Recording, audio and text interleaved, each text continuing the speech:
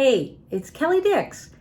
Today, let's talk about 5 other reasons you would need to bring out-of-pocket money when you are buying a house, besides your closing cost and besides your down payment. Number 1 is your EMD, your earnest money deposit.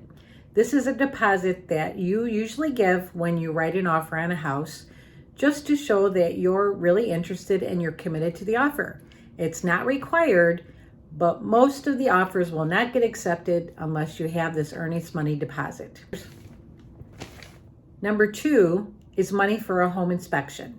You do not need to have a home inspection, but it's always highly recommended. This money is out of pocket and you're paying the home inspector personally because you're hiring the home inspector.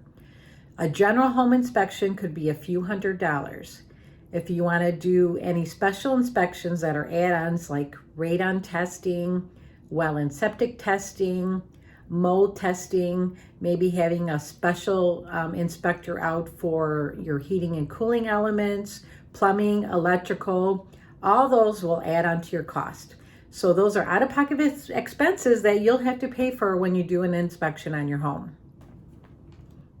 Number 3 is an appraisal. If you're getting a mortgage, you are going to have to pay for an appraisal for the property for your lender. These could run around $500. A lot of times you do have to pay that money up front. Sometimes your lender will allow you to put it onto your closing cost, but a lot of times you will have to pay that money up front. So there's another expense that comes out of pocket. If you're paying with cash, you do not need to do an appraisal, but you still have the option of doing one just in case you want to justify what you're paying for the house is really worth the money that you're paying. Also, number 4 is your homeowner's insurance policy.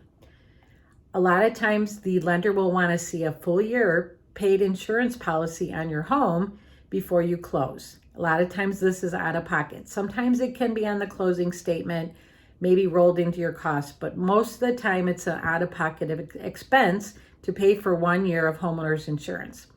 Now, once again, if you're paying with cash, in Michigan, you do not need to provide a homeowner's insurance policy to close, but you do want to probably get one because it will protect your home in case something happens to it. Lastly, number 5. You may need startup costs. Maybe if you have to turn on your gas, if it was not on, you might have to pay a deposit to have your gas turned on.